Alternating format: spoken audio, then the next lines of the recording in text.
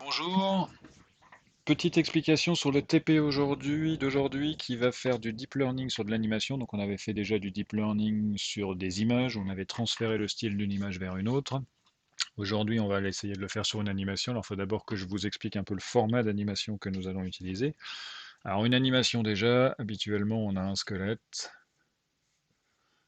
qui est représenté sous forme d'un arbre.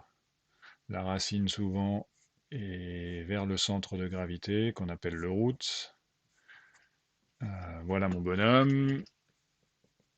Une animation, c'est au pas de temps, où on a donc une information temporelle. Ça, c'est mon bonhomme au pas de temps zéro. Puis on a le même genre de squelette, mais avec des positions différentes. Mon squelette dans la dernière pose, par exemple, de l'animation. Je ne sais pas, il est en train de donner un coup de pied. Voilà.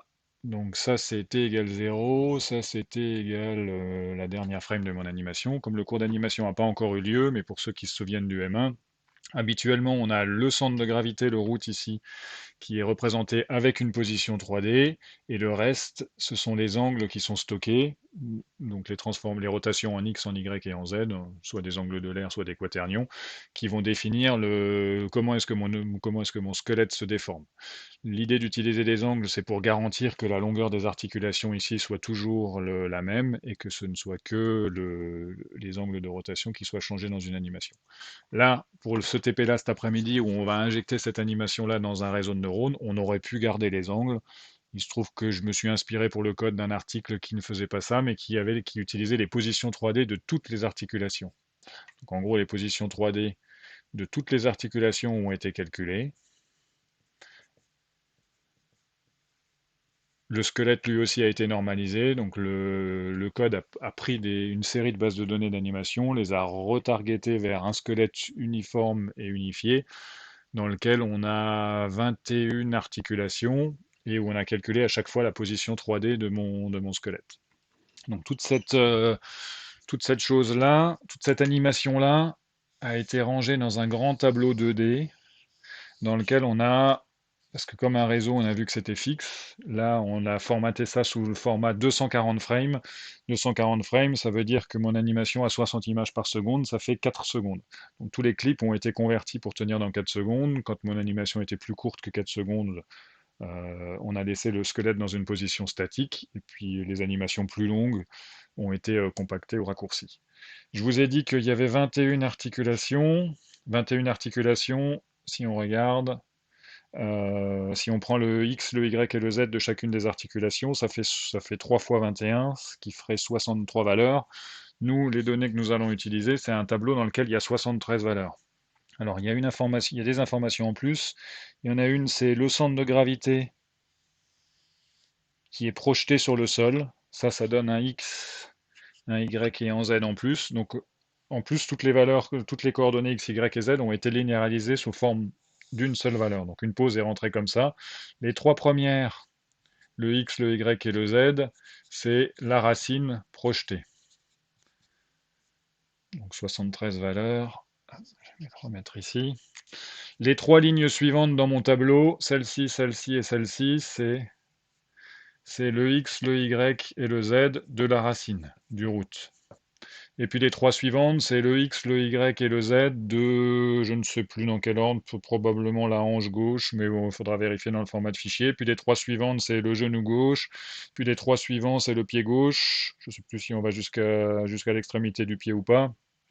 Mais il y a un moment, on va basculer. Les trois suivantes, ce sera le genou droit, la hanche droite, le genou droit, etc. Donc on obtient en gros 73 valeurs ici qui définissent la position.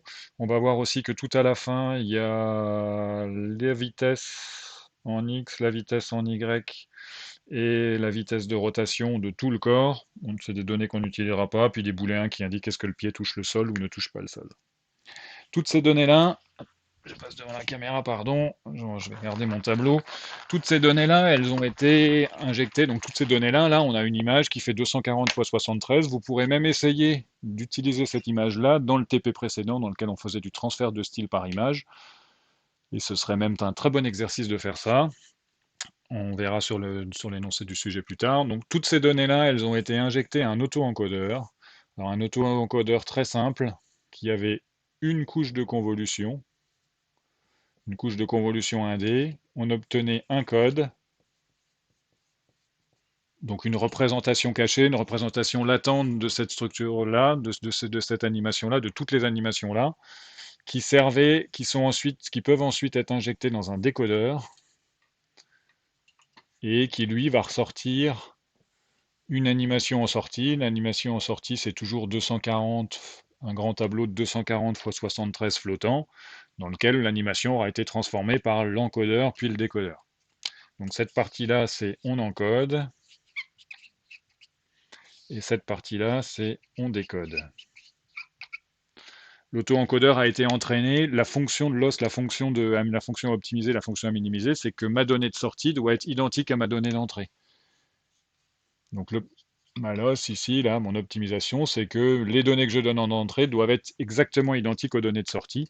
On n'a pas mis de contraintes sur le code. C'est probablement des choses qui manquent dans cet auto-encodeur-là, ce qui fait que l'espace latent, là, il va avoir des qualités parce qu'on va voir qu'il va être capable de restaurer une animation qui a été cassée. Il va aussi probablement avoir des défauts, c'est qu'au moment où on va interpoler, peut-être que des fois il y aura des trous, que le code là, que l'espace latent ici là ne sera pas convexe, ne sera pas connexe. Donc peut-être qu'on pourrait largement faire mieux, il y aurait du travail à faire là-dedans, mais c'est un espèce de TP un peu recherche là qu'on vous fait faire aujourd'hui. Donc vous pourrez jouer avec ça. Donc l'auto-encodeur, les données sont comme ça, on va regarder un petit peu tout à l'heure dans le fichier comment ça se passe en pratique. Elles passent dans un réseau, vous avez du code qui vous permet déjà d'appeler, encoder, décoder, et nous ce qu'on va faire c'est jouer sur le code. Donc vous pourrez récupérer des tableaux avec le code dans lequel vous pourrez éventuellement vous déplacer un peu dans l'espace latent. Donc une des choses que vous pouvez faire c'est calculer le code d'une animation, vous déplacer dans une direction au hasard, et puis décoder et voir ce que ça a changé dans l'animation. Vous pourrez aussi calculer le code de deux animations différentes et puis calculer la moyenne entre les deux pour faire une interpolation. On pourra aussi juste simplement casser une animation ici, c'est-à-dire prendre une des lignes, dire bah, le X maintenant je mets du n'importe quoi, dans le Y je mets du n'importe quoi, dans le Z je mets du n'importe quoi, donc casser des choses là-dedans, passer ça dans l'encodage, puis dans le décodage, et puis voir qu'on arrive à récupérer une animation qui est pas si mal. Alors on peut le faire sur plus qu'une articulation, on peut le faire sur 2, 3, 4 articulations. Ne le faites pas sur toutes les articulations, sinon ça va coincer. Allez, on va regarder un peu le code. Pour ce TP, vous avez la page avec le lien qui est la suite de la page sur laquelle on a fait le transfert de style entre images. On vous propose là de lire un petit article qui est celui-ci, qui est une espèce d'article original qui a proposé de faire ce traitement avec un auto-encodeur. Alors là, c'est plus le transfert de style, c'est le deuxième. Mais globalement, ça utilise un auto-encodeur, ça utilise cette partie-là, puis ça entraîne un réseau à transférer le style. Alors nous, on va pas entraîner un réseau à transférer le style, on va plutôt faire de l'optimisation, mais c'est dans les dernières parties. Avant, on va déjà jouer un petit peu avec l'auto-encodeur. Vous avez du code à télécharger, il y a quelques manips à faire, il y a des librairies à installer en plus que PyTorch parce que bah, vous avez besoin on vous fournit un petit bout de code qui affiche en 3D une animation et un squelette, donc ça se fait avec Panda 3D. Oh, il y a un petit truc en plus qui est une surcouche de torche pour pouvoir faire des prints de réseau. Puis GLM qui est la gestion des vecteurs, des matrices, etc. mais en version Python. Peut-être aussi que vous avez besoin dans ce code-là de rajouter de modifier votre variable d'environnement Python path pour ajouter le chemin vers le code qu'on vous donne. C'est pas sûr que ce soit obligatoire, mais c'est probable quand même. Ça, c'est si vous avez des soucis sur charger les données. Bon, après, il y a le principe là des 240 frames x 73 valeurs. On va aller regarder un petit peu. On vous propose de tester l'auto-encodeur. Tester l'encodeur, c'est par exemple de casser une animation. Alors, les fichiers dont vous avez besoin pour bosser. Alors, la démo principale, le code principal se trouve dans style transfert, pardon. Dans style transfert demo.py, qui est dans le répertoire démo. C'est du code, alors moi il n'est pas à trous chez moi, mais chez vous il est à trous. Il y a des endroits avec des to-do pour faire des choses. Si vous le lancez, normalement c'est là-dedans que ça se passe. C'est dans cet exécutable-là que ça se passe. Ça va vous ouvrir une fenêtre. Il va vous charger une petite base de données d'animation. Voilà. Chaque animation est classée suivant son style. Donc là, c'est par exemple, ça tire deux animations au hasard et ça les range. Alors, deux animations, je sais que vous en voyez quatre, mais en fait, ces deux-là sont identiques et ces deux-là sont identiques. L'objectif de ce TP-là, c'est de prendre la première animation et de la transformer. Donc on va afficher le résultat dans la deuxième, puis de prendre cette animation-là et de la transformer. Si vous arrivez jusqu'au bout à faire du transfert de style de cette animation-là vers celle-là, sachant qu'il y a pas mal de petites choses qui ne marchent pas, je ne sais pas si ça marchera complètement. Il y a des choses encore à clarifier dans le code que je vous donne sur le transfert de style. Après, le reste, ça va fonctionner. Donc là, si vous appuyez sur Z, ça lance l'animation. Quand vous appuyez sur H, ça vous donne la liste des touches, là, quelque part là en bas. Vous avez le déplacement de la caméra. Si vous appuyez sur P, ça va vous tirer deux autres animations au hasard. Donc ici, enfantin, déprimé. Oui, alors l'animation, elle remplit pas les 240 frames que je viens de vous expliquer. Elle a quelques frames au début qui sont fixes ou quelques frames à la fin qui sont fixes. C'est pour ça qu'au début, l'anime est fixe. Parce que dans cette base de données, les animes étaient plus courtes que 240 frames. Bon, là, elles sont toutes neutres. Qu'est-ce qu'on a? On a fier, fier et arrogant. Bon, alors fier et arrogant, c'est assez proche, hein. Les épaules très écartées. Ici, elles se ressemblent. Déprimé enfantin, neutre, bon voilà. Ce qu'on vous propose dans une première partie du TP, c'est de casser les animations en prenant une des articulations au hasard. Alors moi, ce que j'ai fait là, c'est que j'ai pris les deux articulations, l'épaule gauche et le coude gauche, et je leur ai calculé une position moyenne, je pense, et ensuite rajouté un petit peu de bruit. Donc en gros, on a une animation qui ressemble à ça. Et l'idée, c'est de passer cette animation-là dans l'auto-encodeur. Si j'appuie sur E, ça passe dans l'auto-encodeur. Si je peux appuyer plusieurs fois sur E, ça va repasser plusieurs fois dans l'auto-encodeur. Et ça corrige. Alors ça ne résout pas entièrement, c'est-à-dire qu'on n'obtient pas complètement l'animation de départ, mais on casse complètement le bruit qui était apparu, et puis surtout les longueurs sur les membres ont été résolues. Donc là, cette anime, elle ressemble à peu près à celle du départ, alors que quand elle est cassée, elle est comme ça. On peut essayer avec d'autres animes.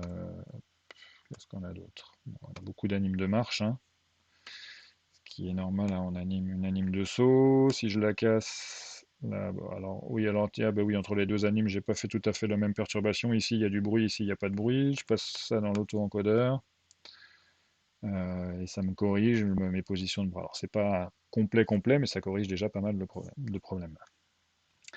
La deuxième partie de la question, c'est de faire des interpolations entre deux animations. Et la troisième partie de la question, c'est de faire du transfert de style entre deux animations. Pour ma part, j'ai pas réussi à obtenir des résultats incroyables sur le transfert de style. Peut-être que vous arriverez à faire mieux que moi. Normalement, l'article donnait toutes les infos. Et alors la différence, c'est que là, nous, pour que ça aille vite, on fait plutôt l'optimisation des deux animes, alors que dans l'article original, ils entraînent un réseau à transformer une animation dans une autre animation. Et ça, c'est long à faire. Pour ce TP-là, j'ai pas voulu faire de choses aussi longues que ça. Alors si on ressort, si on revient sur le code, si vous regardez un petit peu le code de ce qui se passe là dans le style transfert démo, bon, il y a une fonction d'initialisation, un constructeur, next batch, c'est la fonction qui charge les animes suivantes quand vous appuyez sur P, il n'y a rien à faire, et ensuite vous avez des touches, quand vous appuyez sur E, ça passe dans l'auto-encodeur, quand vous appuyez sur I, ça fait l'interpolation, c'est du code que vous aurez à faire, quand vous appuyez sur T, ça fait du transfert aussi, c'est du code que vous aurez à faire, quand vous appuyez sur R, ça perturbe l'animation, donc là je calcule des choses moyennes, je tire des nombres au hasard, je perturbe mon animation, quand j'appuie sur I, je fais l'interpolation entre deux animations dans l'espace caché. Si vous voulez avoir des infos un petit peu sur le format, là, les 240... Non, pardon, c'est pas celui-là. Les 240 frames, c'est dans HPA Animation. Vous avez un commentaire au début qui vous explique le format de 73 positions x 240 frames. Donc, par exemple, les trois premiers chiffres des 73 frames, c'est la projection du route sur le sol. De 3 à 5, c'est le route. De 6 à 7, c'est les hanches. De 9 à 11, c'est le genou gauche. De 12 à 14, c'est les chevilles. Donc, globalement, vous avez la position 3D de chacune des articulations qui ont été linéarisées dans un tableau avec 73 valeurs. Puis à la fin, vous avez la vitesse en X, la vitesse en Y du centre de gravité, la vitesse angulaire donc la vitesse de rotation de la personne sur elle-même, et puis deux booléens qui indiquent est-ce que le pied gauche touche le sol ou est-ce que le pied droit touche le sol. Nous, globalement, ces chiffres-là, on ne les utilisera pas. Donc ils seront dans les données, ils seront utilisés, optimisés quand même, mais comme on ne les affiche pas, on ne sait pas si les valeurs sont pertinentes ou non. Puis la projection du route sur le sol non plus, on ne l'affiche pas, donc c'est des valeurs qu'on n'utiliserait pas. L'autre bout de code que vous devez regarder, c'est dans AO Style Transfer. AO, le A pour animation, le O pour optimisation. Et là-dedans, vous avez des choses à aller compléter. Comme par exemple, alors il y a déjà des fonctions qui sont là, qui sont les fonctions qui encodent et qui décodent une animation. Comme ça, elle passe déjà dans l'auto-encodeur qui a déjà été entraîné. Vous, ce que vous aurez à faire, c'est réécrire gram pour le transfert de style. Vous aurez à réécrire la fonction de loss qui calcule l'erreur comme ce qu'on avait fait sur les images, et puis la fonction d'optimisation avec la boucle d'optimisation qui appelle la fonction de loss, etc. Bon là, si vous faites pause sur le code, vous pourrez copier-coller les solutions. Si vous faites pause dans la vidéo, vous pourrez copier-coller la solution puisque c'est ce que je vous montre. Mais je vous ai dit, moi, j'ai pas obtenu des résultats incroyables, donc peut-être que vous ferez mieux. Voilà, donc à vous de jouer. Bonne chance pour ce TP.